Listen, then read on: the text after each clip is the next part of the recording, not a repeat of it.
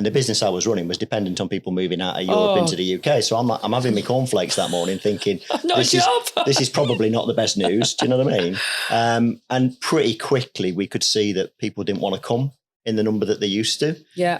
So I limped along until February 2017 and I resigned. And then when you run a big company and you resign, they stick you on gardening leave. So I had 6 months of gardening and decorating and getting under my wife's feet before my Mrs. Lucy said, just get out of the house and go and do something to be gainfully employed.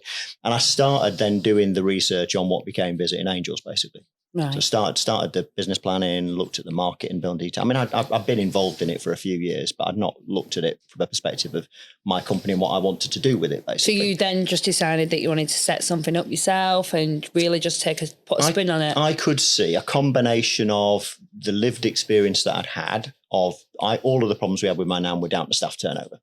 All of, there's lots of faces coming, we're all staff turnover problems. And I'm like, right, so the problem here is people. Yeah. Everybody, when I was working with Home Instead, the biggest barrier to the growth of a home care business was, can you find enough great people to be carers, And then when you're running a European company and Brexit happens and there's a shortage of European care workers because of that, I'm thinking, where are the people going to come from? Right?